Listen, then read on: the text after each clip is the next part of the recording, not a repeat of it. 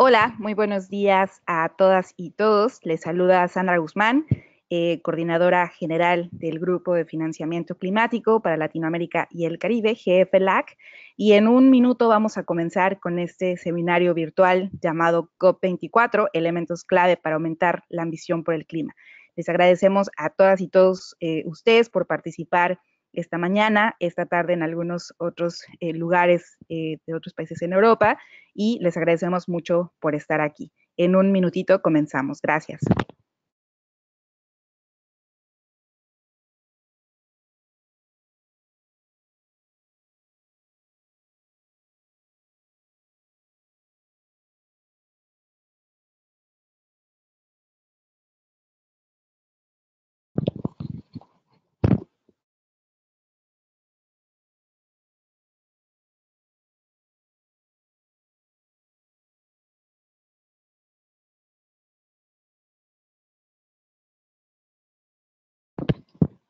Muchas gracias nuevamente por estar conectadas y conectados en este seminario virtual, en lo que acceden y accesan los diferentes participantes a este seminario. Voy a dar una breve introducción y primero quiero darles la bienvenida en nombre del jefe LAC de la Fundación Avina, de la Asociación Interamericana para la Defensa del Ambiente, de CLIC, de CAN Internacional y del Centro de Toma de Decisiones para el Cambio Climático. Es muy importante comentar que este seminario se realiza justamente a unos días de la celebración de la COP24 que tendrá lugar en Katowice, Polonia, que comenzará el 3 de diciembre. Y como todas y todos ustedes saben, estas importantes conferencias anuales son relevantes para tomar decisiones importantes en cuanto a cambio climático se refiere. Es ahí en donde los diversos países se reúnen para discutir los temas más innovadores en términos de lo que hay que hacer para combatir el cambio climático, así como avanzar ahora en la propia implementación del Acuerdo de París, que fue firmado en 2015. Para discutir diversos temas, tenemos esta mañana a diversos panelistas a quienes les agradecemos mucho por estar aquí. Voy a presentarles rápidamente y voy a contarles un poco de cómo va a estar la dinámica esta mañana. Por un lado, vamos a tener la participación de Tania Guillén. Ella es del Centro de Servicios Climáticos en Alemania y es además una de las autoras del informe del IPCC recientemente publicado en cuanto al estudio del 1.5 grados centígrados. Ella es de Nicaragua. También tendremos la participación de Carla Mas Wolferson de CAN International. Ella es de Chile y también nos acompañará para platicarnos de diversos temas relacionados con la cumbre de países vulnerables recientemente celebrada. También tendremos la participación de Enrique Muartúa Constantinis de la Fundación Ambiente y Recursos Naturales. Él es de Argentina. También nos acompaña Ana Laura del Comité Católico sobre el Hambre por el Desarrollo y ella es de Francia. Nos acompañará también Danae Espinosa del Movimiento Juvenil CLIC y ella es de México. Y también tendremos la participación de Astrid Puentes de la Asociación Interamericana para la Defensa del Ambiente y ella es de Colombia. Como verán, esta mañana tenemos una agenda bastante nutrida y como ustedes saben, todas las conferencias de las partes son sumamente complejas por la diversidad de temas que en ellas se discuten y lo que esta mañana vamos a tratar de analizar son algunas de las piezas claves que van a determinar el éxito de esta conferencia y por supuesto en un contexto político que es un tanto complejo, pero que también nos urge como ciudadanía a acelerar la acción en materia de cambio climático en un momento en el que la participación de todas y todos los actores va a ser sumamente importante.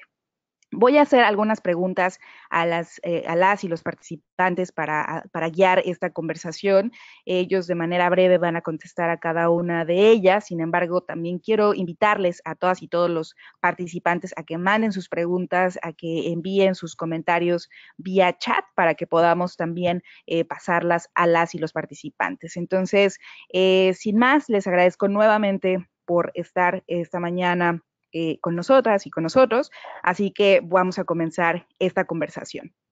Como ustedes saben, la publicación del informe 1.5 recientemente publicado por el panel intergubernamental de cambio climático marcó un importante parteaguas en las discusiones globales sobre cambio climático y justamente uno de los temas más relevantes es que es un informe que fue solicitado por las partes de la Convención Marco de Naciones Unidas sobre Cambio Climático y por supuesto los resultados arrojan una significativa discusión, tendrían que hacerlo para saber qué tan cerca o qué tan lejos estamos de alcanzar lo que este reporte nos indica. Pero para hablar exactamente de cuáles son las implicaciones del informe del IPCC y sobre todo cuáles son las implicaciones para estas negociaciones, me gustaría justamente preguntarle a Tania, que es una de las autoras de este informe.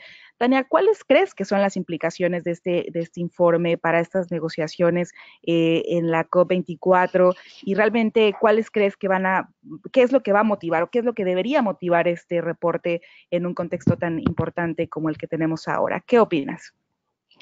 Muchas gracias, Sandra, y muchas gracias a todos los participantes.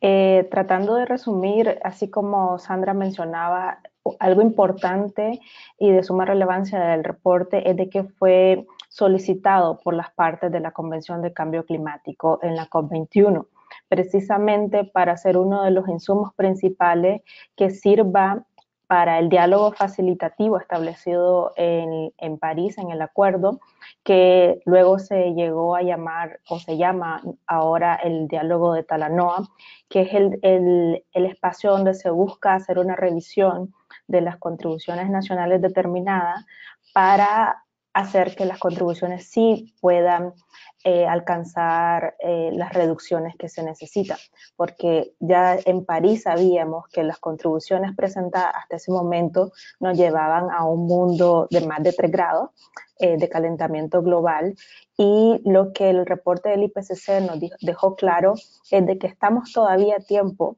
de evitar el pasar los 1.5 grados y que todavía es posible. Además, el informe dejó muy claro cuán diferentes son los impactos en un mundo con 1.5 grados de calentamiento y en un mundo de 2 grados. Entonces, el reporte llega en justo momento para que los gobiernos, que además lo aprobaron, o sea, no pueden en este momento los gobiernos negar el impacto y la necesidad de reducir las ambiciones en un reporte que ellos mismos acaban de aprobar ahorita en octubre. Entonces, el informe es uno de los insumos principales en las negociaciones, donde se hace el llamado urgente a la acción climática y también a la necesidad de quedarnos bajo los 1.5 grados para proteger a diferentes poblaciones vulnerables, pero también a los ecosistemas y los medios de vida de los que dependen gran cantidad de la población mundial.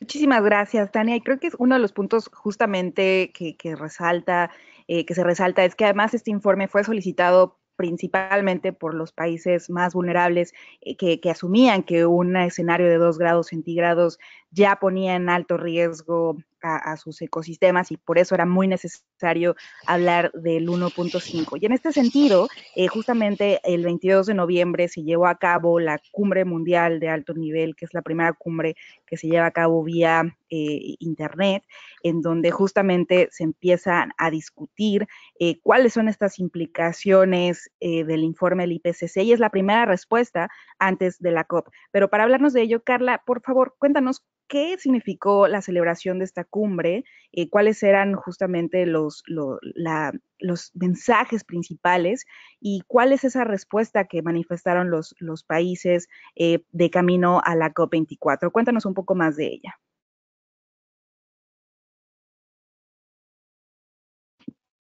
Hola a todos.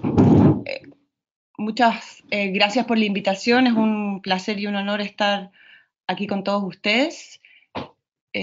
Para dar respuesta a lo que pregunta Sandra, me gustaría poder presentar esta diapositiva que creo que me va a ayudar a poder guiar un poco la conversación. Espero que puedan verla y escucharme bien. Entonces, esta imagen básicamente contempla una serie de hitos estratégicamente planificados a lo largo del año hasta la cumbre del Países de los Foros Vulnerables, y que viene a ser el último paso de esta orquesta global hacia el asegurar una decisión, un acuerdo, una declaración sobre la presentación de nuevos y mejores NDCs o planes de acción nacional al 2020, es decir, aumentar la ambición climática por parte de los países. Como verán, esta orquesta de momentos claves a nivel internacional se intensifica desde la Cumbre de Acción Climática o el GICAS, donde se congrega una serie de actores no estatales y gobiernos subnacionales quienes, por diversas razones, reafirman que existe un soporte importante a nivel de empresas, organizaciones de la sociedad civil, inversionistas, ciudades y otros grupos interesados para fortalecer la acción por el clima a nivel de los gobiernos centrales. Es decir, en el GICAS, ya en septiembre, se envía una señal clave a los gobiernos que existe un soporte de múltiples actores para trabajar planes comprensivos, robustos y eficientes por la acción climática. Con el GICAS lo que se hace básicamente es sentar los cimientos. Luego, como Tania comenta, llega el informe del IPCC y viene el mensaje de urgencia y quizás de tristeza, ¿no? Y lo que se plantea básicamente es que los países tienen que dar un paso climático más y emprender estos cambios transformacionales en los sistemas de producción, distribución, consumo. Para pasar al último paso de esta orquesta global, que es la cumbre virtual del Foro Países Vulnerables al Clima, planteado efectivamente como la primera respuesta política de alto nivel al llamado de urgencia del IPCC y reconociendo el soporte que existe de otros actores que se nutre desde la Cumbre de Acción Climática o el GICAS en septiembre. Esta cumbre, que es, como tú bien mencionaste, es una cumbre inédita, virtual, invita a todos los países a manifestar su adición y compromiso con el Acuerdo de París, y de alguna manera lo que busca es testear la voluntad de los países para aumentar la ambición, es decir, la disposición a la mejora de los NDCs al 2020. Esta cumbre fue liderada por 48 países del sur global, todos altamente vulnerables al cambio climático, de los cuales hay 8 países de América Latina parte de este foro. Y de las estadísticas que tenemos puntualmente de la cumbre, fueron 23 jefes de Estado los que participaron. Dentro de esos, los de América Latina, México, Colombia, Costa Rica. Destacar también la presencia del presidente de Estonia, Finlandia, Suiza, Senegal, Filipinas, Francia, y los primeros ministros de Noruega, Nueva Zelanda, Holanda, por nombrar algunos. Y esta cumbre lo que hace es generar el escenario que permite reconocer previo a la COP algunos de los elementos y posiciones de determinados países, pero incluso abre el espacio a que los propios países puedan sentar los precedentes en relación al aumento de la ambición. Entonces lo que tenemos de la cumbre es la presentación de un nuevo NDC, de las Islas Marshall, quienes son anfitriones de la cumbre también, que es el NDC que plantea una trayectoria de disminución de emisiones alineado con el 1.5 recién manifestada por el IPCC, y también desde la cumbre se obtiene una declaración de los 48 países quienes van a trabajar para la mejora de sus NDC al 2020, y distintas declaraciones, por ejemplo, de los gobiernos de Francia, Noruega, Holanda, Fiji, quien también ya presentó un nuevo NDC, Nueva Zelanda, de alguna manera también países del África del mundo árabe como Líbano, quienes mencionan en sus declaraciones su intención o su apoyo de la idea de dar un paso climático más y aumentar la ambición por el clima. Creo que por último mencionar muy brevemente que uno de los resultados y también productos de la cumbre de los países del Foro Vulnerable es que se entregará esta síntesis a través de la declaración, que tiene un nombre bastante complejo de mencionar porque es marchalí, que es como Humyeng, no sabría cómo mencionarlo, que básicamente se quiere insumar la discusión de aumento de la ambición en el marco del diálogo de Talanoa, planteado para destrabar la acción por el clima y con el objetivo claro de enviar una señal confiable y concreta respecto de la necesidad de aumentar los NDCs al 2020, fecha en que empieza a operar el Acuerdo de París.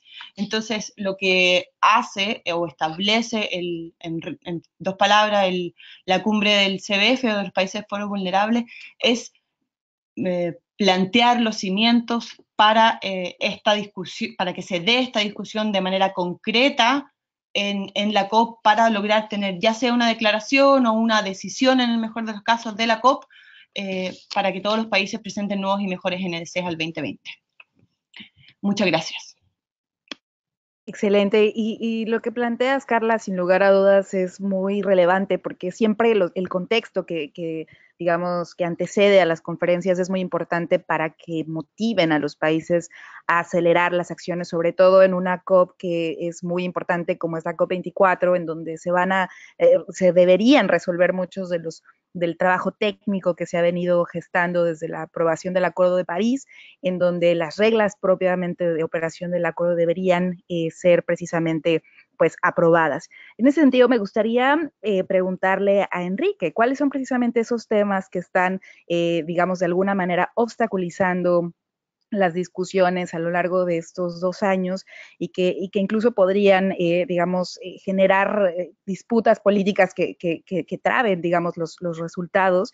¿Y cuáles podrían ser, cuál es la agenda, qué es lo que nos espera en la COP24? Sabemos que uno de los temas que es muy complejo digamos, por la manera en que se ha estado trabajando es el tema de financiamiento, que siempre es esta gran cuestión de cómo los países van a incrementar la transferencia de recursos de tal manera que realmente permitan la implementación efectiva de las acciones de mitigación y adaptación, ya no solo los 100,000 millones de dólares que se han prometido desde la COP en Copenhague, sino también cómo empezar a visualizar esa nueva meta que hay que plantearse en 2025 y, por supuesto, cómo vamos a llamarle ¿a qué vamos a llamarle financiamiento climático para evitar esta diversidad de disputas entre qué es financiamiento para el desarrollo, qué es financiamiento climático y empezar una discusión mucho más comprensiva? Pero, Enrique, cuéntanos cuáles son los elementos que nos esperan en esta COP y cuáles son esos aspectos que visualizas están obstaculizando las discusiones o que han estado obstaculizando las discusiones en los últimos 2 años y bueno, ¿qué podemos esperar en esta discusión? Bienvenido. Muchas gracias, Sandra. Un placer compartir este webinar con todas ustedes. La verdad que un placer. Sí, realmente, como bien decís, esta COP tiene un montón de elementos. Recordemos que esta es la parte final de una negociación que empezó en Marrakech en 2016. La primera conferencia de las partes del Acuerdo de París, o sea, la CMA, es la que da comienzo con esa temprana ratificación. Entonces decidieron los países partirla en 3, ¿no? La primera en Marrakech, la segunda en Bonn, Fiji, y la tercera y última sería esta reunión que viene ahora en diciembre. Ahí la agenda es básicamente el conseguir este reglamento, o lo que en inglés sería el rulebook, de lo que serían cada uno de los artículos del Acuerdo de París. Entonces, ahí tenemos 7, 8 diferentes puntos de agenda, entre los que están justamente trabajar en las contribuciones nacionales, esas contribuciones nacionales que a partir de ahora habría que empezar a refinar para que puedan ser más detalladas, para que puedan seguir siendo flexibles y nacionalmente determinadas, pero que al mismo tiempo también puedan conseguir ser comparables, o sea que ha sido un desafío muy grande. Todos sabemos, y para quienes no lo saben, las contribuciones nacionales, al ser nacionalmente determinadas, tienen una diversidad de medidas y de criterios a la hora de proponer compromisos que muchas veces de manera técnica es muy difícil conseguirlo. Y ahí hay temas muy difíciles de negociación porque justamente empezar a combinar o a consensuar puntos específicos de qué criterios o qué cosas las harían comparables, ahí es donde todo el principio de responsabilidades comunes pero diferenciadas, todos los de las diferentes capacidades de los países, las diferentes realidades se ponen sobre la mesa y en algún caso tienden a tener a generar dificultades para conseguir esos consensos. Después tenemos tema de adaptación, justamente definir cómo se alcanza esa meta global de adaptación que mencionaba, que se menciona en lo que es el acuerdo. Y por lo menos desde el Centro de Cambio Climático y Toma de Decisiones, que es en función de quienes estoy participando ahora, estamos trabajando justamente para darle seguimiento a toda esa discusión que para el mundo en desarrollo es fundamental. No tiene grandes inconvenientes o temas muy explosivos como por ahí en otros temas, pero es un tema que para el mundo en desarrollo es fundamental. El tema de financiamiento vos ya más o menos lo describiste y definitivamente un tema clave en este momento va a ser cómo volver a rellenar rellenar o completar el Fondo Verde del Clima, cómo podemos hacer en un contexto en el que Estados Unidos está saliendo y que ya no aporta dinero, por lo menos. Está bien que hay un anuncio muy alentador del gobierno de Alemania de aportar con 1.5 mil millones de euros para el fondo, pero bueno, hay como muchas dificultades de cómo llegar a esos 100.000 y ni hablar de cómo aumentar esos compromisos. Vinculado a eso, el Fondo de Adaptación, que solía depender del Protocolo de Kioto y ahora en el marco del Acuerdo de París también necesita conseguir avanzar. Y todo esto, adaptación, mitigación, financiamiento, tiene que calzar en un marco de transparencia que sea lo suficientemente robusto y flexible, pero que al mismo tiempo permita que se pueda seguir aumentando la ambición. Y ese marco de transparencia, una vez que esos puntos estén resueltos, si es que se resuelven, tendría que tener los últimos debates, ¿no? Y para cerrar un poco con esta breve intervención, hay un punto que seguramente va a ser muy difícil, que es el tema de mercados. No es parte de mi expertise de lleno, pero claramente el tema de mercados siempre ha sido controversial. El tema de las contabilidades, quién se adjudica las reducciones de emisiones, es el que pone el dinero, es el que tiene el crédito, es el país donde ocurre.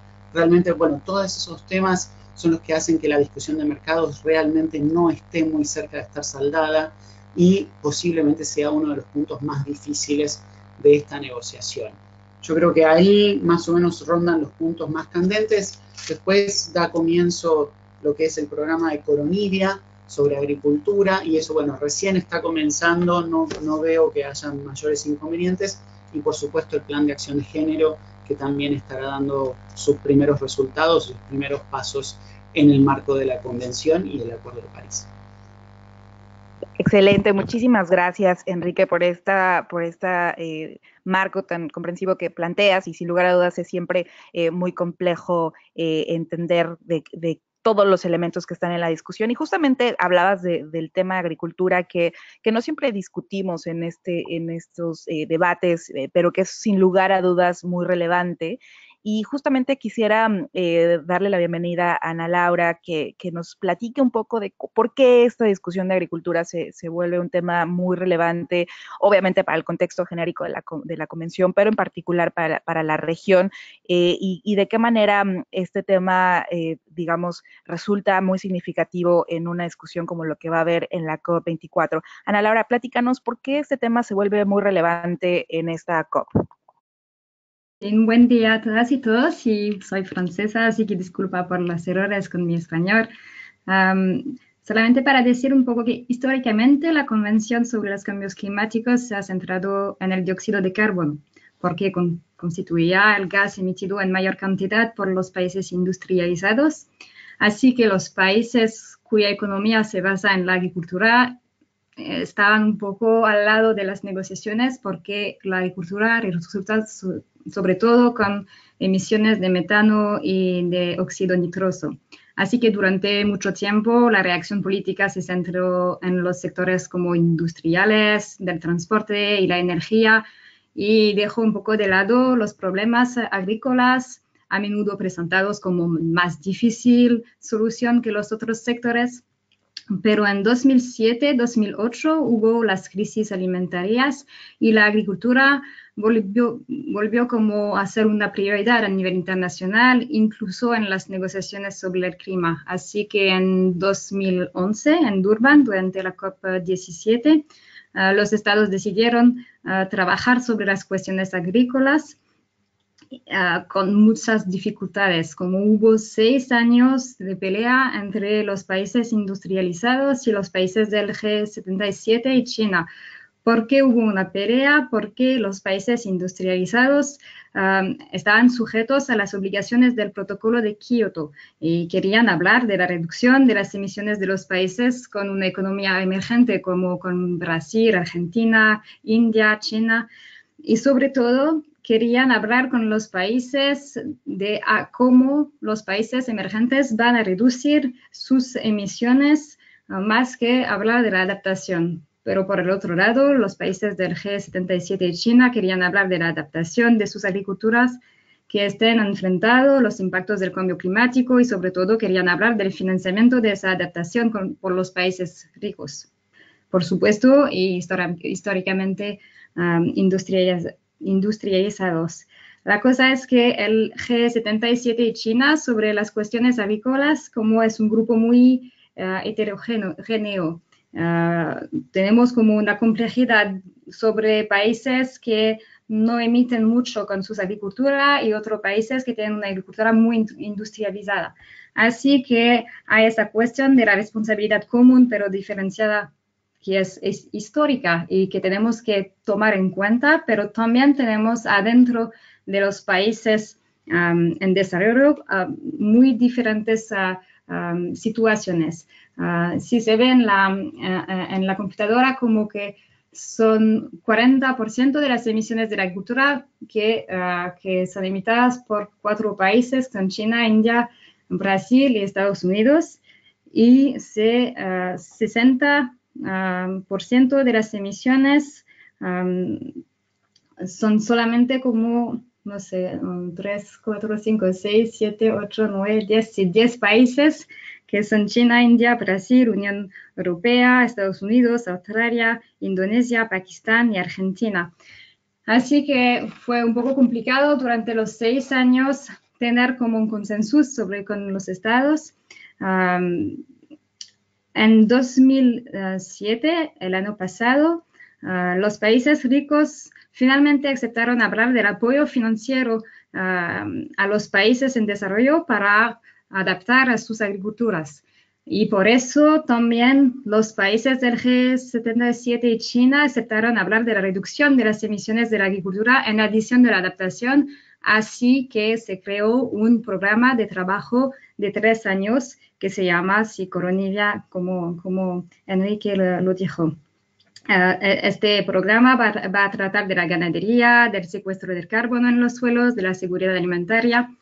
Y al final de este programa vamos a tener en 2020 recomendaciones que serán adoptadas probablemente para influir en las contribuciones determinadas a nivel nacional. Si se ve ahí la COP24 va a ser el primer taller sobre la implementación de los talleres precedentes porque tuvimos como 4 talleres entre 2015 y 2016. Así que vamos a tener un taller sobre la implementación. Después tenemos como en junio 2019 2 talleres, uno sobre la adaptación, el otro sobre el carbono en los suelos. En 2019, durante la COP25, un taller sobre los efluentes de la ganadería, pues la ganadería en 2020 y las dimensiones socioeconómicas de los cambios climáticos sobre la agricultura y la seguridad alimentaria. Y por fin, al COP26, tendríamos la adopción de las conclusiones y la proposición de nuevos temas de trabajo. El principal desafío hoy es cómo asegurarse que este programa va a permitir un cuestionamiento profundo de nuestros sistemas alimentarios, porque es muy interesante tener un programa de 3 años, pero se necesita hablar de la cuestión de la transición y de la transformación de nuestros modelos agrícolas. Y se sabe bien que ni los países industrializados como históricamente como la Unión Europea, los Estados Unidos, Australia, no quieren hablar de esta transición profunda, quieren más hablar como del secuestro de los gases, de los gases y también los países del G77 que tienen como muchas emisiones de la agricultura, como Brasil, Uruguay, Paraguay, Argentina, ellos no quieren más hablar de esta transición. Así que lo que estamos preguntando con el grupo Agricultura del CAN, del Climate Action Network, es un conjunto pidiendo algunas cosas como la participación activa y equilibrada de la sociedad civil durante este workshop, incluyendo los movimientos de campesinas y campesinos, pero también movimientos de pueblos indígenas. Así que para nosotros es muy importante tener las voces de todos los movimientos durante esos talleres para tener una reflexión muy interesante sobre la agricultura. También necesitamos criterios de referencia para definir las políticas públicas sobre la agricultura que van a respetar los principios de la seguridad alimentaria.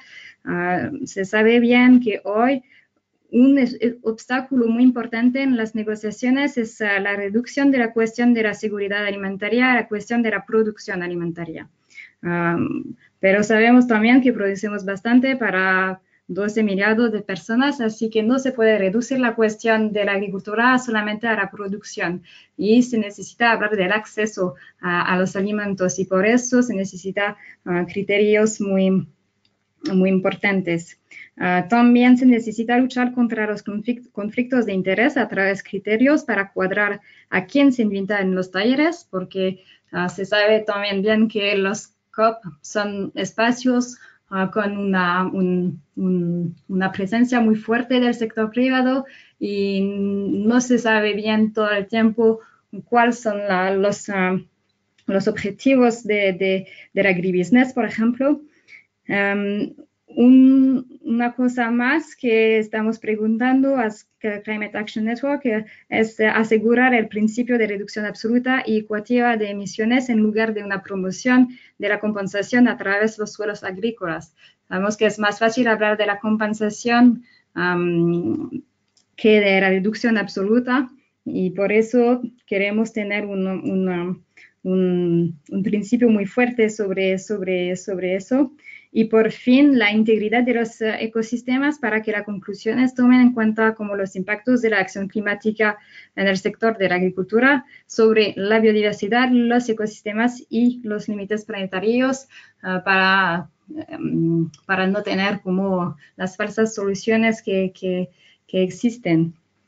Y respecto a los talleres sobre la ganadería o el carbono de los suelos, vamos a seguir nuestro trabajo colectivo para recomendaciones futuras, pero por el momento el COP24 va a ser muy importante para tener los principios fundamentales para tener un buen cuestionamiento de los sistemas alimentarios.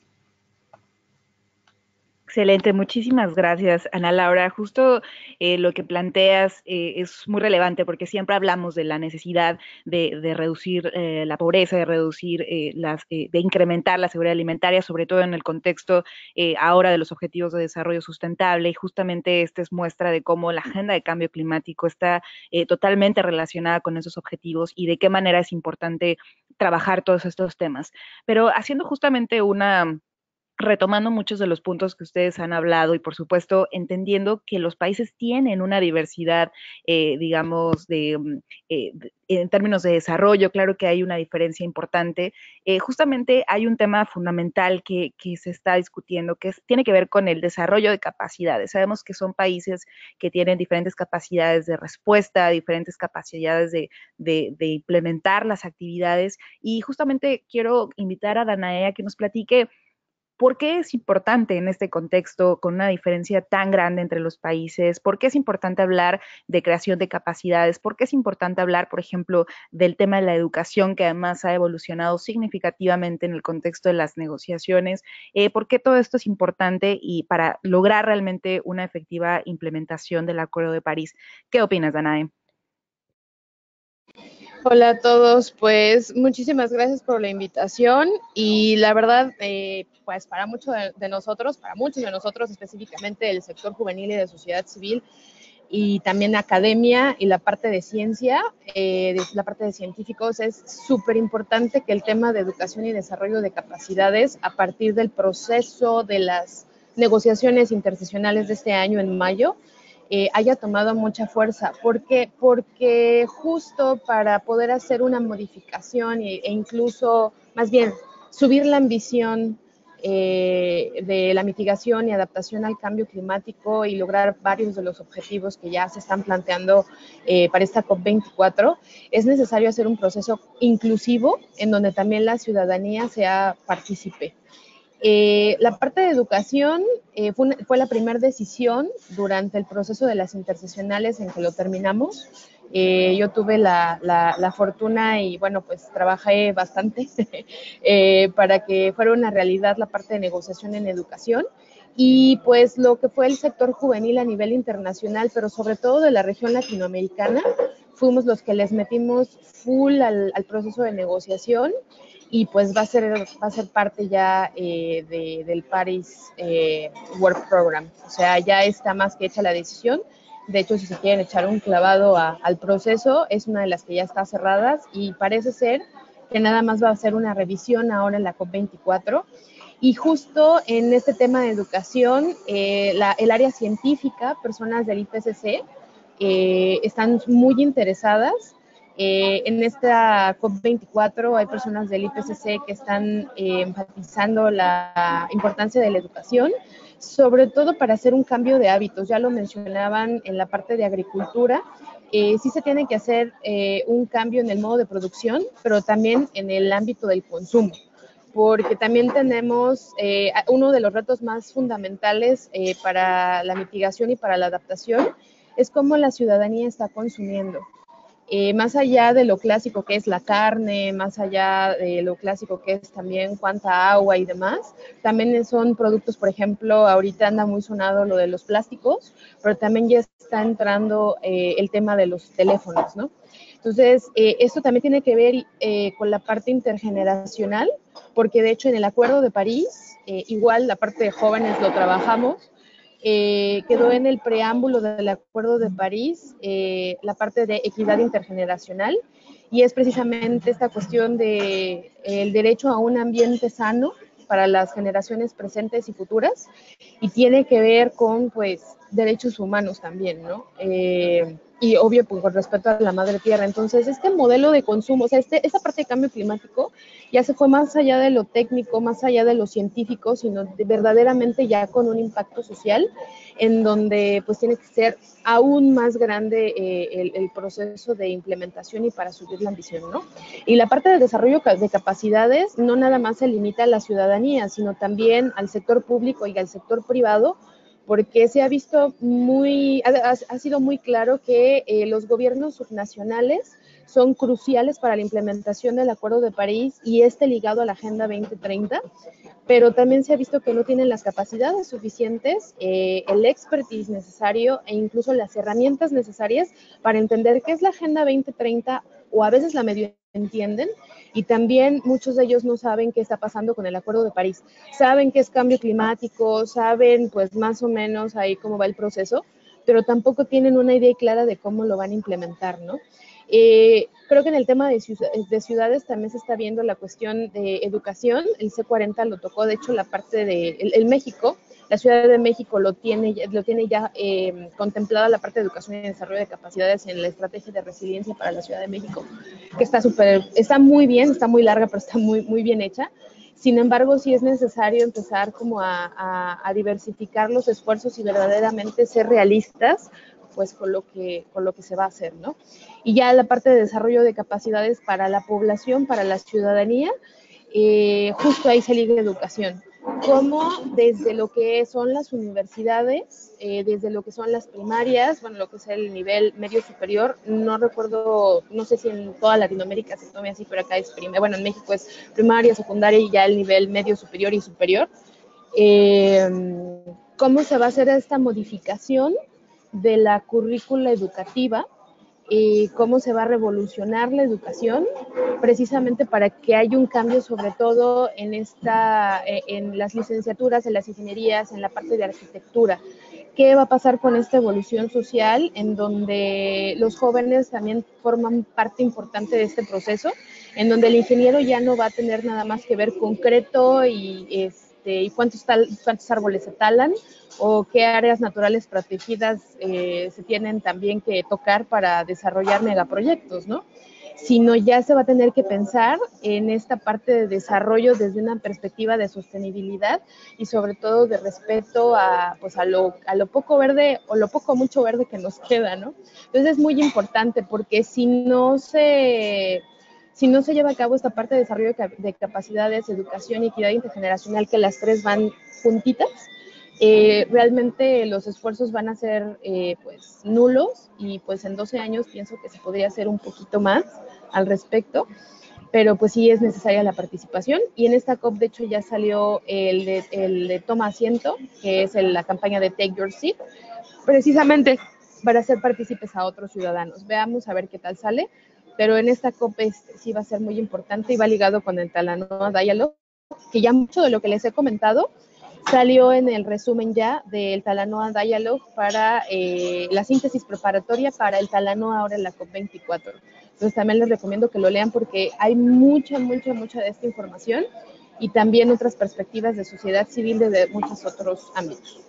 Gracias, Danae. Muchas gracias por esta visión. Y justamente uno de los aspectos que desata justamente el diálogo de Talanoa es la importante participación de diversos actores en la toma de decisiones, ya no solo los gobiernos, que si bien siguen siendo quienes lideran las discusiones, se apertura una oportunidad para que diversos actores, sobre todo expertas y expertos en otros sectores, puedan ser parte. Y justamente quisiera conversar con Astrid sobre por qué deberían otros actores no estatales participar en estos procesos para aumentar la ambición de la acción climática. Ya nos han dicho que lo que hasta ahora se ha presentado, por ejemplo, mediante las contribuciones nacionales, no es suficiente para alcanzar lo que se ha planteado en el Acuerdo de París, pero ¿por qué es importante y por qué va a ser importante en una COP como esta la participación de actores no estatales?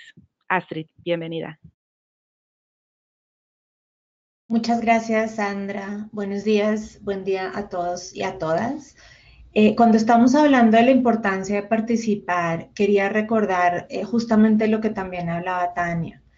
Ya hay evidencia científica respecto de los impactos del cambio climático, ya tenemos específicamente las conclusiones respecto de qué es lo que está pasando con los impactos del cambio climático en diferentes regiones y ¿qué pasa con la suma de los compromisos? Una evidencia que nos dijeron ya los científicos y las científicas es que los compromisos nos llevan a un escenario de más de 3 grados de calentamiento, lo cual tiene impactos irreparables ya en algunas situaciones y de una gravedad que lleva a tal punto que viola los derechos humanos, que ya algunas personas antes y Danae lo mencionaba.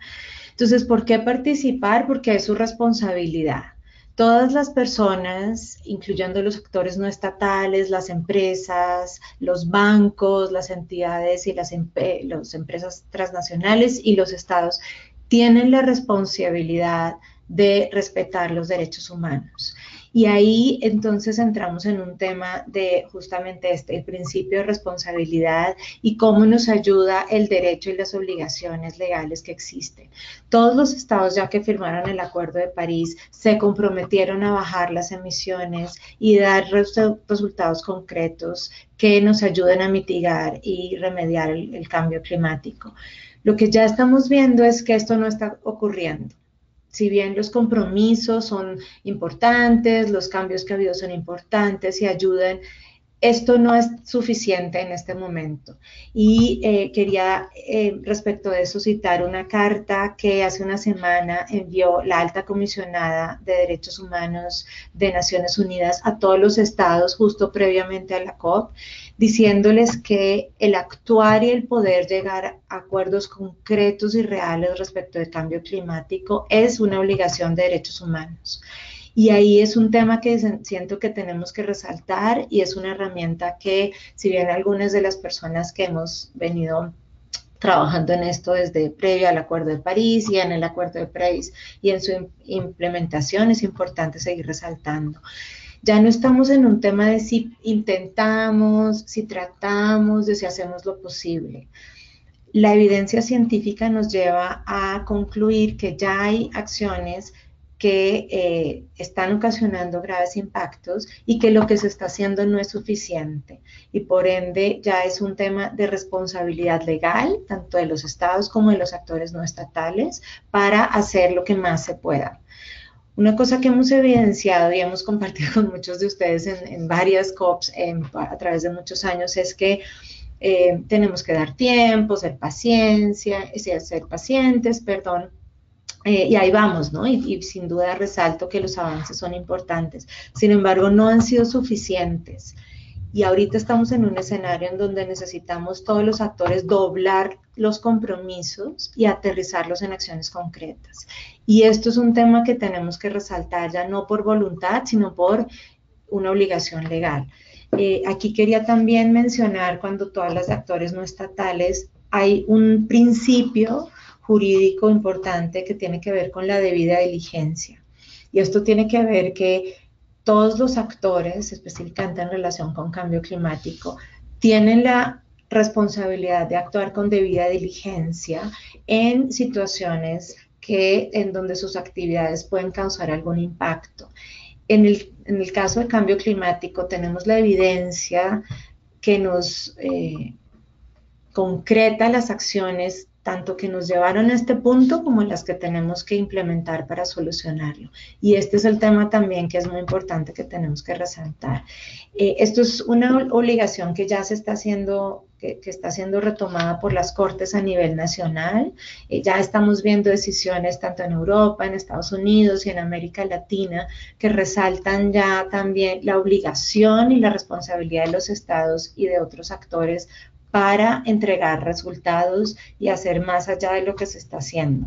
Entonces queríamos aportar este elemento y resaltando también que esto está vinculado a la evidencia del cambio climático y de los impactos que ya están afectando todos los derechos humanos de las personas y sobre todo de las personas que están en mayor situación de vulnerabilidad, como son los niños y las niñas, las personas de edades mayores, las personas que tienen algunos problemas respiratorios, los pueblos indígenas, los pueblos locales, algunas mujeres en situación de vulnerabilidad, etc. Entonces esto también reitera y fortalece la responsabilidad que tienen los actores vinculados a cambio climático para asegurar que las acciones y los resultados, sobre todo que necesitamos en materia climática, los podemos ver para que demos los resultados en estos 10 años, 11 años que el IPCC nos dijo que teníamos. Gracias. Muchísimas gracias, Astrid. Y planteas muchos elementos que son muy importantes y quiero retomar uno de los comentarios que nos han enviado, que tiene que ver justamente con cómo cambiamos esta narrativa de que el cambio climático va a afectar solo a aquellas poblaciones vulnerables o a los medios de vida de aquellas poblaciones vulnerables, cuando en realidad todas y todos somos vulnerables, ¿no? En diferentes escalas, pero que es muy importante pues asumirnos vulnerables todos y todas para realmente hacer un cambio sustantivo en la manera en que estamos desarrollando las decisiones, porque cabe mencionar que en muchas ocasiones a nivel de las negociaciones pareciera que los actores que están ahí sentados no se asumen vulnerables o no necesariamente, sobre todo en algunos países en donde quizás las afectaciones de cambio climático no han sido tan directas, pero que no quiere decir que no las van a sufrir, ¿no? Entonces es también cómo generamos una visión de que los derechos humanos se van a ver vulnerados a todos los niveles y en todos los países y esto va a ser una cuestión de tiempo, ¿no? Pero en este sentido, justamente retomando este comentario que nos hacían de cómo tenemos que empezar a cambiar el discurso, Tania, ¿cuáles podrían ser esto que nos dice el IPCC, todo esto que hemos hablado, sí que nos pone en un sentido de urgencia? Pero tú, ¿cuál crees que tiene que ser la reacción de los países? ¿Por qué ya no pueden negar este sentido de urgencia? Y sobre todo, ¿qué es lo que tendrían que hacer para asumir, digamos, internalizar lo que nos dice el IPCC? Porque por mucho tiempo el IPCC siempre nos ha dado estos insumos, esta información, pero pareciera que no estamos entendiendo el lenguaje científico. Entonces, ¿por qué los países no pueden negar o omitir la urgencia? ¿Y tú cómo crees que pueden internalizar los diferentes países esto que el IPCC nos ha dicho? ¿Qué debería pasar en la COP para atender esto que el IPCC nos ha dicho? Bueno, ahí habría que ir a un poquito de historia y lo que mencionaba anteriormente, ¿no? El reporte fue pedido por los gobiernos, el reporte fue preparado por la comunidad científica, por autores, 91 autores de 40 países que representan solamente una parte de todos aquellos que están en el día a día produciendo información para esclarecer cómo el cambio climático está afectando los distintos sistemas, tanto humanos como naturales, pero también como para saber qué soluciones podemos tener. El reporte también fue aprobado por los gobiernos. El 6 de octubre en Incheon, ahí estaban representantes de los 195 países miembros del IPCC, aprobando el reporte para tomadores, el Summary for Policymakers, el cual palabra por palabra, oración por oración, fue aprobado y discutido por los gobiernos en conjunto con los representantes de los equipos de elaboración del reporte. Es decir, desde ese momento en el que ellos están aprobando palabra por palabra prácticamente ese reporte, en este momento, durante la COP, no pueden llegar a decir desconocemos de la urgencia, desconocemos de los impactos y desconocemos cómo podemos, qué trayectoria seguir para mantenernos bajo el límite de los 1.5 grados. Como vos decías anteriormente, también el reporte fue principalmente el reporte y la integración de los 1.5 grados en el Acuerdo de París fue una respuesta a la demanda principalmente de los países, estados insulares, SIDS, y de los países en desarrollo, que son los que desde ya en este momento, con el 1 grado de calentamiento global que tenemos, son los que ya están siendo afectados.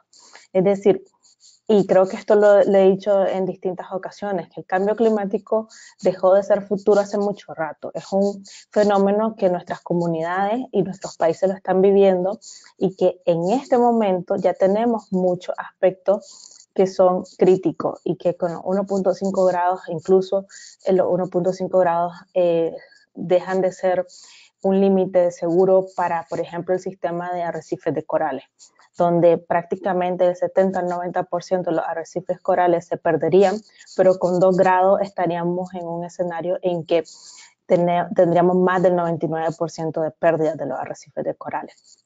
Es decir, ¿qué tiene que pasar? Yo creo que tanto nuestros gobiernos como nosotros como ciudadanos tenemos que demandar la ambición en los compromisos climáticos. Y si bien algunos de nuestros países no tienen tanta responsabilidad, tenemos que empezar también a ser claros en los co-beneficios de la mitigación, porque mitigación en nuestras ciudades de Latinoamérica significa mejor calidad de aire, menos enfermedades respiratorias, también significa, por ejemplo, el evitar el calentamiento global, que vamos a tener menos enfermedades, como por ejemplo el chikungunya, el dengue.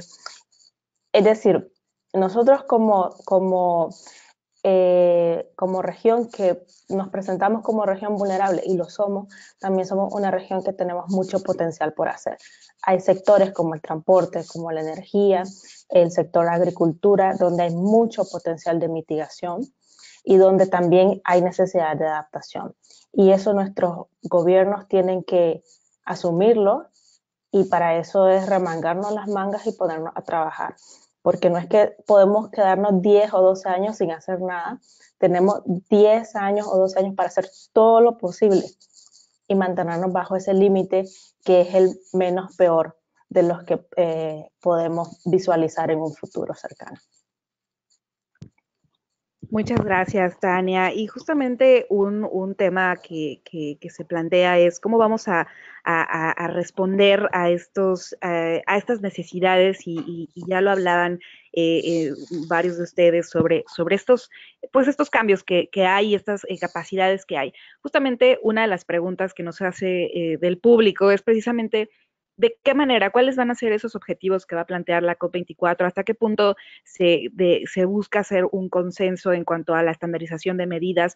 ¿Cuál es el planteamiento para medir el avance de las medidas de mitigación y adaptación? Y me gustaría preguntarle a Carla precisamente ¿cuál es el objetivo? El objetivo es plantear una serie de mecanismos para monitorear el avance de las acciones de mitigación y adaptación, de qué manera se va a dar esto. Y también me gustaría preguntarte a ti, ¿cómo ves o cuál ha sido el impacto hasta ahora del anuncio que hizo Estados Unidos de su salida del acuerdo?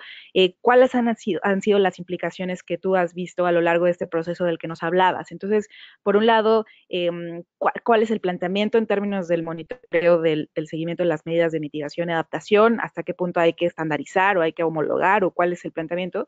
Y el impacto del anuncio de la salida de Estados Unidos. ¿Tú qué opinas sobre estos temas, Carla?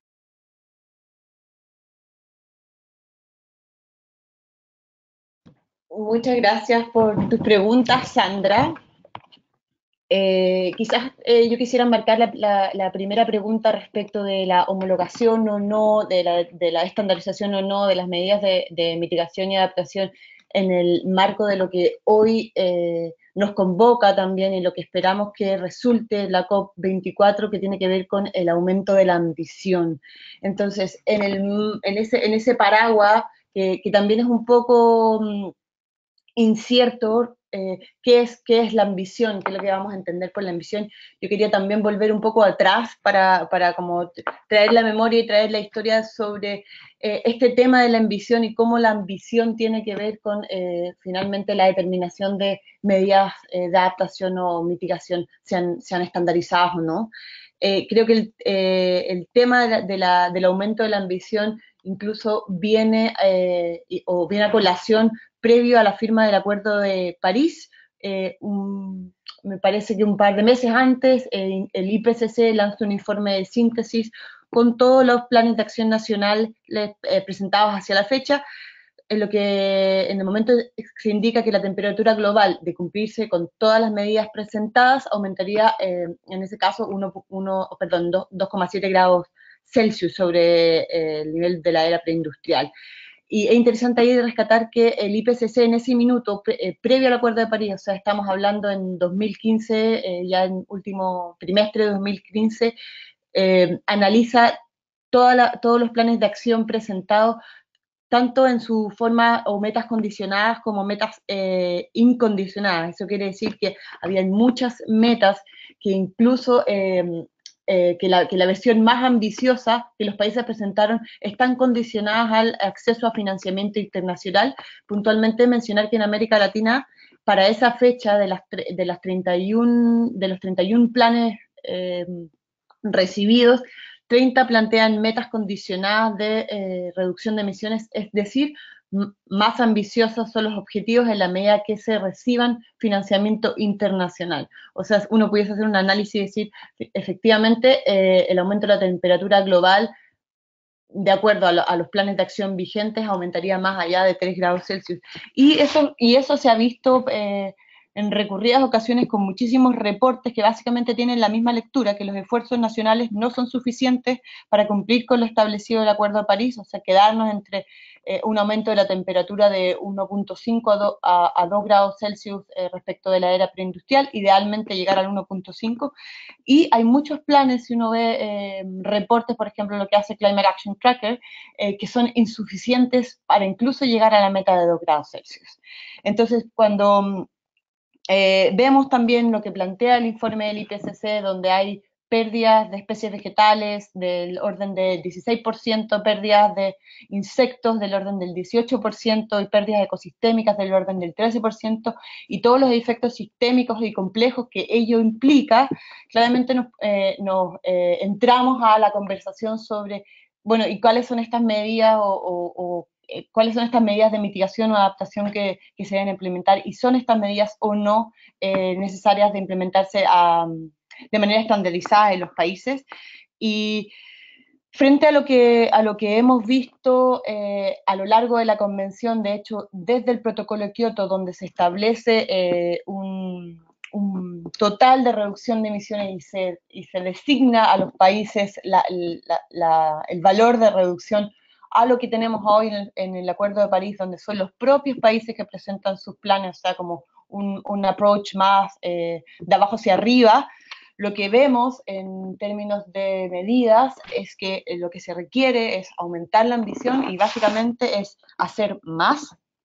Es decir, los planes tienen que ser más comprensivos y ser planes que abordan todos los sectores de la economía y idealmente plantear el cambio climático como la política de desarrollo, donde los recursos nacionales no se distribuyen de manera como inconsistente en términos de cambio climático. Vemos, por ejemplo, muchos análisis de lo que invierten los países del G20, las 20 economías más ricas del mundo, donde hay un gran porcentaje de sus recursos destinados a inversiones de combustibles fósiles, que uno podría pensar también que son activos varados en la próxima década. Hay que hacer mejores planes, ya lo vuelvo a mencionar, planes comprensivos, transsectoriales, y para precisamente abordar las medidas de mitigación y adaptación, yo creo que hay un elemento a considerar que tiene que ver con el ritmo y el ritmo de la transformación, donde claramente este ritmo va a estar determinado por la convergencia de múltiples actores de los territorios. O sea, ya no son exclusivamente los gobiernos nacionales en una versión bottom-up quienes determinan lo que hay que hacer, sino que es un espacio de encuentro donde las medidas, tanto de mitigación como adaptación, se ajustan a las realidades nacionales y se comparten entre los múltiples actores que juegan roles y tienen agencia en los territorios. Y claramente todo hacia lo que plantea claramente y fuerte el IPCC, que tiene que ver con los cambios transformacionales que tenemos que pensar, empezar a hacer en nuestros sistemas de vida, y eso nos llama a pensar básicamente cómo nos organizamos como sociedad y cuál es la escalera de valoración que tenemos como sociedad respecto de, qué sé yo, la felicidad, el éxito, los satisfactores, las necesidades, etcétera, porque está ya más que dicho que si todos vivimos como los países industrializados, entiéndase Europa o quizás también Estados Unidos, necesitaríamos aproximadamente 8 mundos más en términos de recursos. Entonces, yo quisiera, enmarcar la conversación sobre medidas de mitigación y adaptación en una conversación de aumento de la ambición y que implica el desarrollo de planes de acciones nacionalmente determinados de una manera multiactoral y bien aterrizada a los contextos locales y contextos territoriales. Y por último, brevemente sobre lo que tú comentas, lo que me preguntas del impacto de la mención de la salida de Estados Unidos del Acuerdo de París. Yo creo que hay una lectura que ha ido de alguna manera mejorando con el tiempo por varias razones. Una, bueno, porque una respuesta inmediata que se dio en Estados Unidos frente al anuncio de la retirada del Acuerdo de París fue la constitución de este movimiento que se llama como We Are Still In, donde se congregan múltiples actores y gobiernos subnacionales para decir, bueno, lo que el gobierno central o federal en este caso no quiere hacer, lo vamos a hacer nosotros sí estamos comprometidos con la reducción de la temperatura porque queremos proteger a nuestra ciudadanía, porque incluso Estados Unidos ha presentado el cambio climático como uno de los riesgos más importantes en términos de seguridad. Entonces se genera este movimiento, hay anuncios, por ejemplo, del gobernador de California de ir a tener una economía que es, Enrique, me puedes tú corregir, pero entiendo que solo California es una de las economías más importantes del mundo, creo que si no me equivoco era como la 19 economía más importante del mundo, solamente esa región, o sea, ese estado. Y California se compromete a ir cero carbono al 2050, entonces hay una respuesta local en Estados Unidos, y por otra parte, en términos más leguleyos, si se quiere, la retirada del acuerdo de Estados Unidos del Acuerdo de París no puede ser efectiva sino hasta el término del mandato de Trump, por un tema de procesos internos de la convención. Entonces, ese anuncio claramente tiene unas repercusiones nacionales que siento que están siendo respondidas activamente por otra serie de actores, tiene repercusiones internacionales que también nos llevan a pensar que los dichos de Bolsonaro para traer la conversación a la región, de alguna manera se ven legitimados por lo que antes conmenciona Trump, de la salida del Acuerdo de París, pero lo que hemos visto en otros foros, también vuelvo a recalcar, el G20, es que a Trump y a Estados Unidos, en su visión negacionista del cambio climático, lo comienzan a aislar en los foros de alto nivel político, y en los encuentros técnicos, los equipos técnicos de Estados Unidos siguen respondiendo de una manera bastante técnica. Si se quiere, no tienen el rol de champion que tenían antes, no son equipos que hoy estén frenando la conversación y la discusión. Gracias, Carla.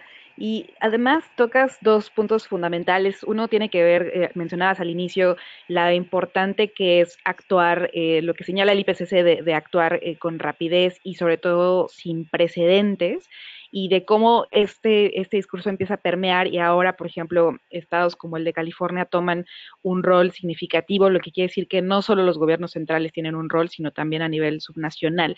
Pero a mí quiero resaltar justamente uno de los comentarios que nos envían los participantes sobre lo importante que es hablar ya no solo de cambio climático como un costo, sino también como una oportunidad. Es decir, cómo empezamos a hablar de sí, tiene un costo, todos los efectos del cambio climático van a tener importantes impactos económicos, sociales, pero también como lo vemos desde un punto de vista de que si nosotros empezamos a invertir de manera en innovación científica, tecnológica, también va a tener beneficios económicos. Y al respecto, me gustaría preguntarle justamente a Enrique, porque, digamos, hay muchas discusiones que se están dando en este sentido y se están haciendo declaraciones importantes de relevar o de enfatizar temas como son las transiciones justas, el tema de movilidad eléctrica y bosques. Cuéntanos, ¿cuál es la importancia de estas declaraciones como las que menciono, transición justa, bosques y movilidad eléctrica, en el contexto de la COP? ¿Y por qué esto es importante? ¿Por qué es importante sí hablar de las oportunidades que nos trae el cambio climático? Y también, si puedes enfatizar algunos temas que tú has observado ahora en el proceso justamente del G20, en donde Argentina está liderando varios de estos procesos. ¿Por qué empezar, por qué hablar de oportunidades y no solo de costos? Enrique.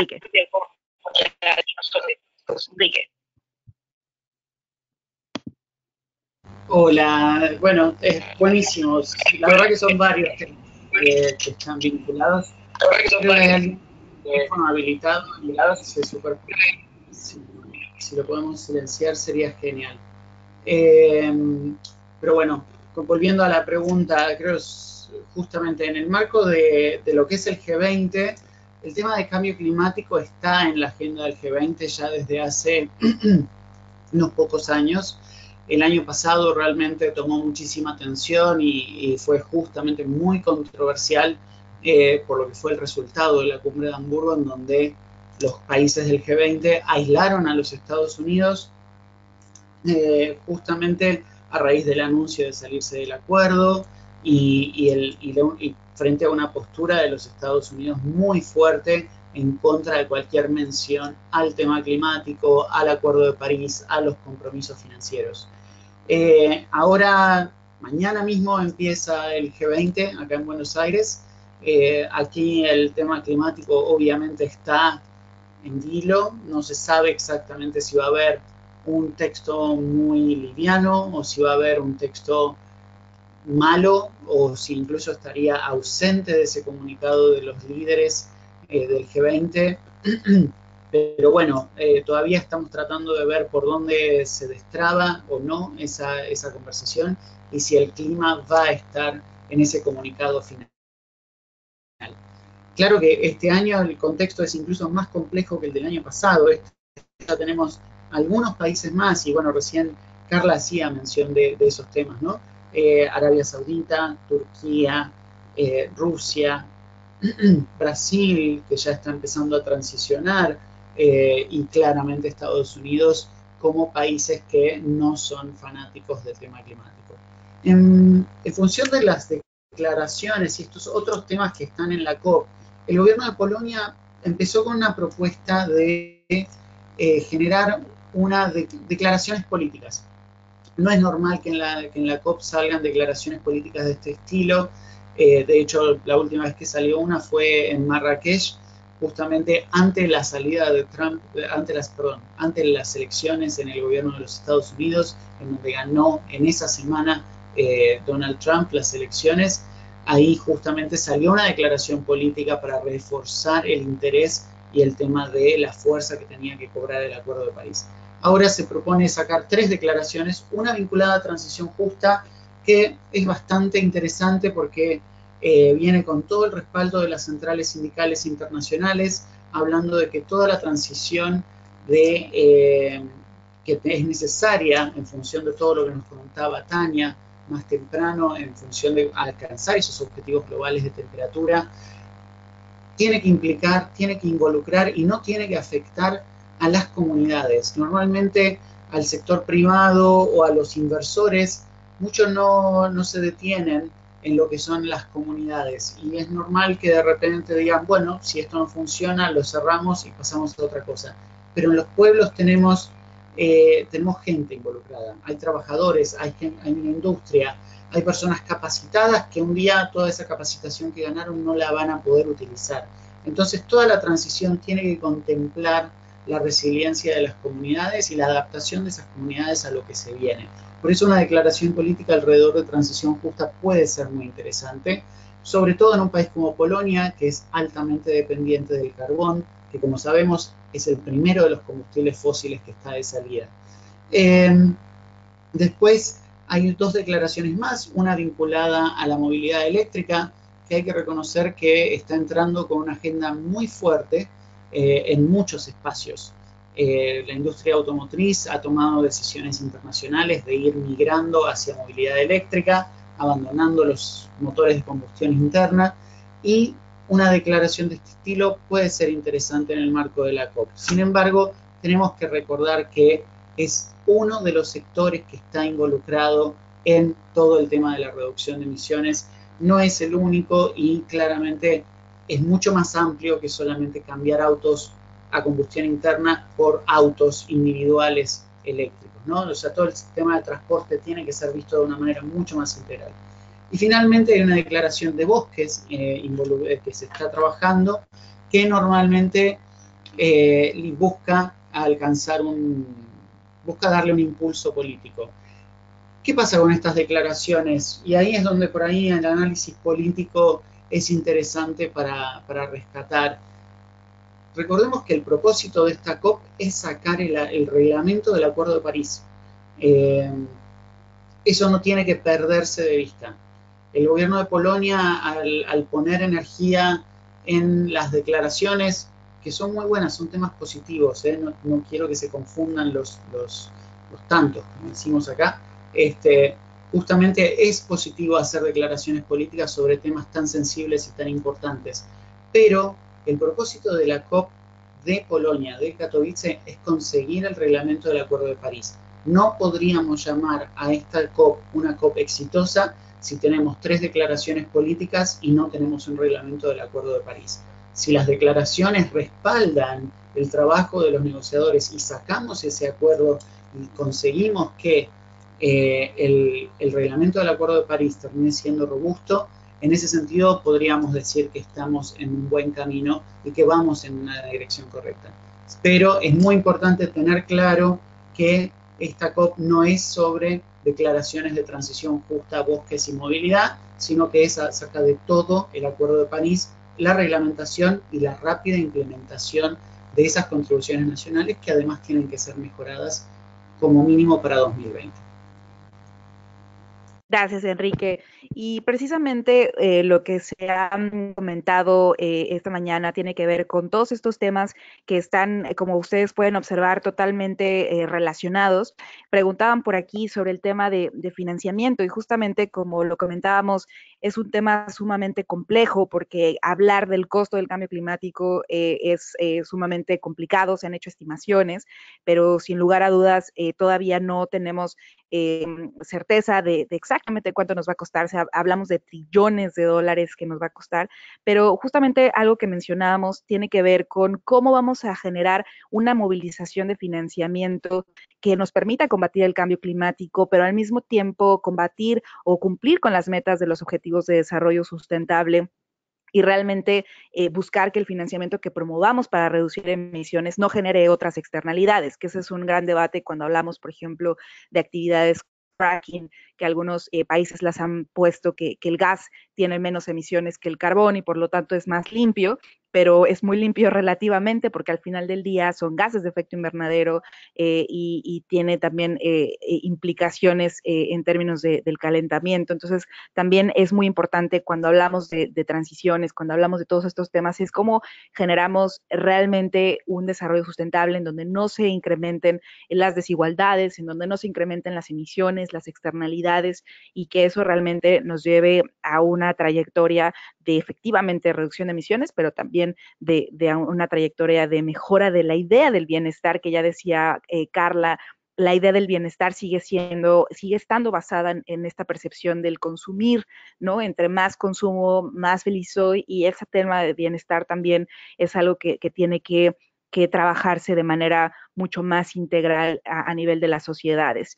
Y justamente, bueno, hablando de la importancia de trabajar todos estos temas, hacen una pregunta para Ana Laura y sobre todo cuando hablamos de promover prácticas sustentables, integrales, se habla mucho de cómo empezar a hacer transformaciones, por ejemplo, a nivel de la urbe o a nivel de proyectos mucho más de enfoque familiar, y preguntan justamente cuáles son, qué tipo de actividades se están fomentando, por ejemplo, en materia de agricultura urbana, dentro de todo lo que ustedes están haciendo y cómo se está también integrando el tema de la agricultura familiar, de cómo ayudar a los pequeños productores a ser parte de esta transformación y no siempre hablar de los grandes proyectos, sino también de los proyectos que a menor escala pueden ser efectivos para combatir el cambio climático. Ana Laura, danos en un par de minutos alguna sensación de qué es lo que se está haciendo en estos temas para conocer cómo lo están integrando ustedes. Muchas gracias. Gracias, Sandra.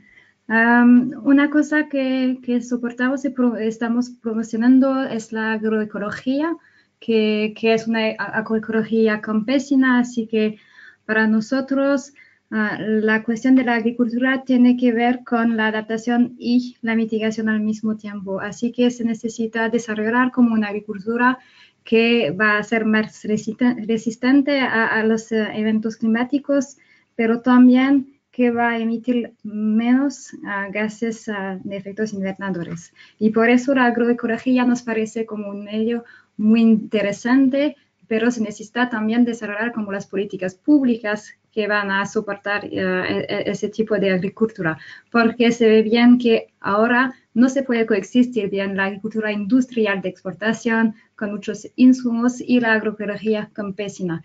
Y por eso va a ser como algo muy importante adentro de las negociaciones de ver cómo hablar de esa coexistencia. La cuestión de las elecciones en Brasil es un señal muy preocupante para nosotros porque sabemos que Brasil es un país muy importante en el G77 sobre la agricultura y las recientes declaraciones de Bolsonaro sobre los movimientos campesinos, pero también nos parece un poco preocupante en este sentido. Y por eso vamos a ver, la COP24 va a ser un momento muy crítico para ver cómo los países van a hablar de esas cuestiones de agricultura y de la coexistencia de los modelos agrícolas y cómo promover una agricultura muy durable y basada en la agroecología. Y eso tiene que ver también con la posición de Brasil y esperamos mucho que va a ser una conversación sin gran oposición de un país que tiene mucha importancia en esas discusiones.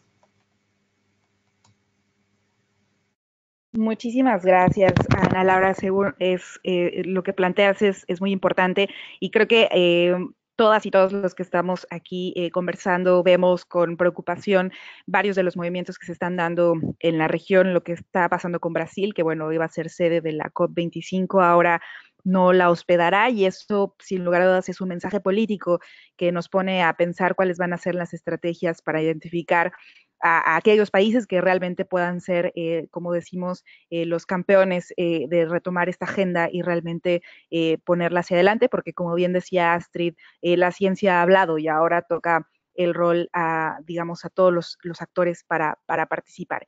Y justamente, bueno, lamentablemente Danae tuvo un problema con la red, así que voy a hacer una pregunta para Astrid. Y justamente Astrid nos preguntan, es muy importante en este contexto de involucrar a más actores no estatales. Preguntan, ¿cuál es la visión que tendrían, por ejemplo, ustedes sobre el involucramiento de las grandes corporaciones en hacer este tipo de transformaciones? ¿Cuál es el rol que juegan estas corporaciones, que sabemos que en muchos casos son las precursoras de emisiones, son las que tienen grandes impactos en el ambiente, en las emisiones, pero cuál tendría que ser este rol de involucrarles? Y también si nos podrías compartir cuáles son las obligaciones que hoy por hoy tienen los países en términos jurídicos y qué elementos tendríamos que poner en marcha para, digamos, hacer justicia cuando hablamos del marco ya son parte del Acuerdo de París, ya muchos de los estados han ratificado este acuerdo. Entonces, ¿cuáles son esos elementos jurídicos que nos pueden ayudar como organismos no estatales, pues a garantizar que se cumpla de manera cabal lo planteado en el acuerdo? ¿Tú qué opinas de estos temas? Gracias, Sandra. Todas las preguntas son muy importantes y nos darían como para 3 o más horas de discusión, entonces quiero ser muy breve. Para comenzar con el tema de los actores no estatales, quiero retomar el tema de la responsabilidad. Los actores no estatales, estamos por ejemplo hablando de las grandes empresas transnacionales, tienen una obligación de responder ante el cambio climático e implementar las medidas necesarias que se requieren tanto para adaptación y sobre todo para mitigación. Es evidente que lo que están haciendo no es suficiente y es también evidente que tienen una responsabilidad. Entonces, una de las cosas que hemos visto también mucho, y mencionabas un poco esto, es en espacios como las COP o los diálogos de los estados. Desafortunadamente hemos visto a las grandes empresas haciendo lobby para reducir los compromisos, a veces incluso para quejarse, ¿no? Y para decir, no es suficiente, no podemos, etcétera. Entonces, aquí el tema de los actores no estatales, definitivamente necesitamos que las empresas se involucren, hagan lo que tienen que hacer desde una perspectiva de responsabilidad, y esto implica tanto las acciones concretas como un marco que sea transparente, que sea participativo y que tenga que ver con su debida diligencia. Es decir, recordar que no es un favor que nos están haciendo a la humanidad responder por las emisiones que cada sector está haciendo y que aumentan, sino que además tienen que hacerlo de manera responsable. En este sentido, quisiera también recordar las conclusiones que nos daban algunas expertas, bueno, una de las líderes expertas dentro del IPCC cuando presentaron el informe del 1.5 respecto de que ya existen en el planeta las condiciones económicas, técnicas, científicas para implementar las acciones climáticas que necesitamos. Y ellas han resaltado muchísimo, y Tania, por favor, corrígeme si estoy diciendo algo que no es, ellas han resaltado muchísimo respecto de lo que se necesita en este momento, es la voluntad política de los actores responsables del cambio climático para actuar. Y allí tenemos a los estados y también a las empresas. ¿Cuáles son las obligaciones? Jurídicamente, los estados que han ratificado el Acuerdo de París, que en este momento son todos los del planeta, excepto uno. Es cierto que Estados Unidos, como mencionaron antes, habló de salirse del Acuerdo de París y como mencionaba Carla, esto no va a tener un efecto jurídico sino hasta dentro de otros 3 años. Luego siguen con el acuerdo y con sus obligaciones. Lo otro que quería mencionar también, un poco para ir cerrando asimismo, es que obviamente las COP son importantes, los acuerdos internacionales son importantes, pero no es lo único. Hay muchísimos escenarios y ya no lo demostró incluso en Estados Unidos el movimiento de Todavía Seguimos Aquí, que mencionaban también antes, en donde lo que necesitamos obviamente es un acuerdo de París sólido, la implementación que sea sólida, que sea transparente, que incorpore a todos los actores, que incorpore también una perspectiva de derechos humanos y también necesitamos hacer absolutamente todo lo que sea posible en todos los escenarios que estén disponibles. Es decir, cuando hablamos de actores no estatales con las empresas, tener diálogos bilaterales, uno a uno. Existen, por ejemplo, el Foro de Derechos Humanos y Empresas de Naciones Unidas. Digamos, hay diferentes espacios y la COP es uno de ellos, es muy importante y no es el único. Y en este sentido, si los estados no avanzan, hay que hacerlos avanzar. Hay que hacerlos avanzar también a las empresas. Y una de las herramientas que se ha usado y que desde AIDA y con otras colegas y colegas estamos usando es justamente el litigio estratégico y las acciones que existen para aumentar la ambición. De hecho, hace unos días tuvimos un seminario virtual al respecto que podemos también compartir. Entonces, simplemente para resaltar que las negociaciones climáticas son importantes, las obligaciones existen, los estados tienen la obligación de proteger, de respetar y de garantizar los derechos humanos y de actuar con debida diligencia. Para prevenir los impactos. Hoy en día ya tenemos impactos de cambio climático. Desafortunadamente muchas personas ya estamos sufriendo impactos de cambio climático. Yo podría jurar casi que todos conocemos a alguna persona que ya ha tenido impactos, está sufriendo impactos de cambio climático. Tenemos algunos amigos en California que fueron impactados por los incendios, amigos en Houston y en la zona del Caribe que fueron impactados por las inundaciones, otros amigos en el Amazonas o en los Andes en Colombia y en Perú que han perdido sus cultivos. Así que los impactos ya los estamos viviendo y obviamente es un tema también ya de responsabilidad que se impliquen y bueno, tenemos los argumentos jurídicos en los tratados internacionales, las constituciones de los países y las leyes también que nos ayudan a aterrizar estos acuerdos y obligaciones. Excelente.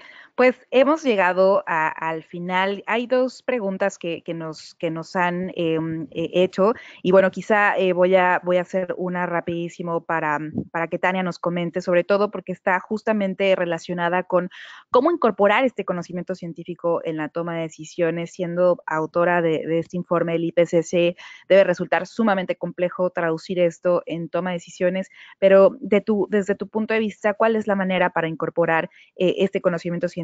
¿Cuál crees, algún tip que tú puedas dar para que esto se haga una realidad? Tania, en un minuto muy breve, ¿qué opinas?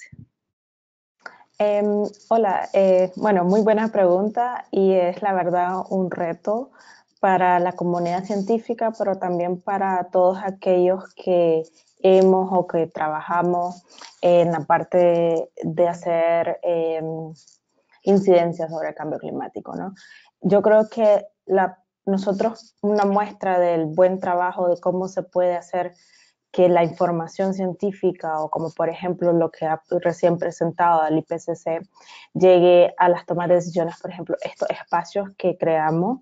Es también importante hacer más sencillo el lenguaje, y eso, créanme que en las discusiones en las que he participado, el IPCC está muy preocupado por que el lenguaje sea claro, sencillo y que sirva para tomar acción, porque si a uno le dicen las probabilidades de reducir los aumentos se puede llegar a confundir, ¿no?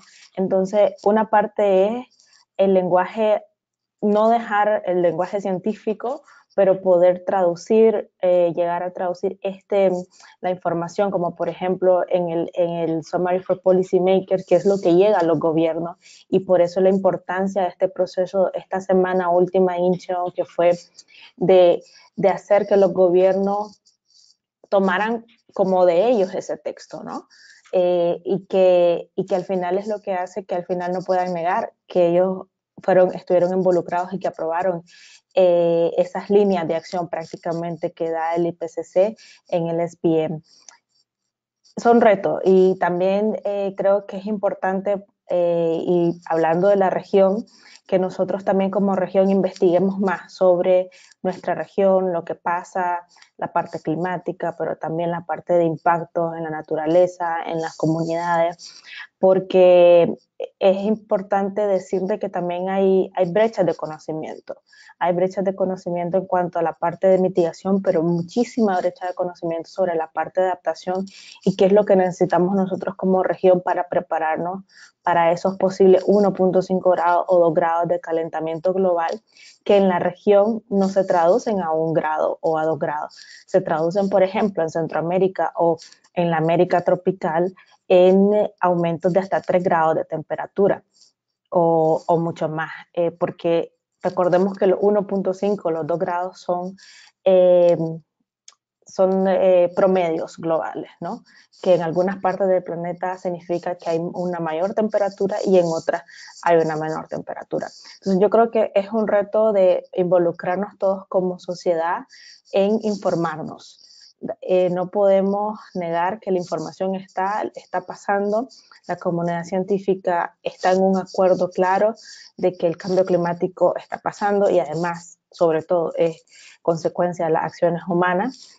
Y nosotros como que estamos trabajando en la investigación, como los que estamos trabajando en incidencia, tenemos que lograr ese camino para poner la información clara y que nuestros gobiernos, pero también no solo hablando de los gobiernos nacionales, pero también los gobiernos locales puedan tomar acción sobre esas guías claras que estamos tratando de identificar y de dar en base a lo que la ciencia nos está diciendo. Excelente, muchísimas gracias a Tania, a Ana Laura, a Carla, a Enrique, a Danae y a Astrid por este importante intercambio de cara a la COP24. Sin lugar a dudas, un momento muy importante para el mundo porque se definen las reglas de operación del Acuerdo de París y, por supuesto, en un contexto muy complejo como lo que nos trae el informe del IPCC y, sobre todo, nos hace un llamado como comunidad gubernamental y no gubernamental de todo lo que hay que hacer. Y, por supuesto, cuando hablamos de concientizar a un público más amplio, es ahí en donde están los grandes retos. En colaboración con la Fundación Avina y con muchos actores hemos lanzado cursos de capacitación continua sobre temas de cambio climático y que empecemos a romper esta idea de que el cambio climático solo es para especialistas, que eso sí que tenemos que empezar a romperlo. Es un problema que nos va a afectar a todas y todos en los diversos sectores, mucho más allá del sector ambiental. La toma de decisiones tiene que darse a nivel transversal e integrando los diversos sectores económicos, porque ya está clarísimo en el sector financiero, por ejemplo, cada vez más está analizado que el cambio climático es un riesgo fundamental para las inversiones que se hagan en el corto, mediano y largo plazo, y estos precisamente son los temas que hay que discutir, que hay que traer a la mesa en el contexto de la COP24 y, por supuesto, de otros escenarios como es el G20, que como comentaba Enrique, está por comenzar y creo que es el reto más grande, es romper esta dinámica de que el cambio climático solo debe ser discutido en un segmento muy específico de la población y empezar a transversalizarlo realmente para hacer estos cambios transformacionales que se visualizan o que realmente necesitamos, como dice el IPCC, para actuar sin precedentes, de manera urgente y sobre todo eficiente frente al reto tan grande que tenemos. Yo les agradezco muchísimo y por supuesto a nombre de todas las organizaciones que somos parte de este esfuerzo, les invitamos a seguir de cerca las discusiones que vamos a estar generando en el marco de la COP24 y también les estaremos invitando a una sesión para contarles qué fue eso que se discutió en la COP, cuáles son los resultados que se hayan obtenido de ahí y sobre todo parte de los siguientes pasos que visualizamos hacia el 2019. Como ustedes saben, este año fue crucial para muchos temas, términos electorales para Latinoamérica, que también estuvimos trabajando y que esperamos que el 2019 pinte para un año mucho mejor en temas de cambio climático y por supuesto de desarrollo. Entonces les invitamos a seguir de cerca todas estas discusiones. Muchísimas gracias nuevamente a las y el panelista de esta mañana y a todas y todos ustedes por este tiempo que nos han otorgado para compartir estas visiones de cara a la COP24 que comienza el próximo lunes. Nuevamente, muchas gracias y cualquier cosa, cualquier duda adicional, les invitamos a que nos escriban para dejar sus dudas. Esta grabación va a estar disponible para que ustedes la tengan y la puedan compartir con colegas que crean que estarían interesados en ella. Así que muchas gracias nuevamente y nos escuchamos en breve para contarles más de los resultados de la COP. Muchas gracias a ustedes panelistas y a todas y todos los participantes. Que tengan un excelente día. Buen día a todos. Hasta luego. Hasta luego.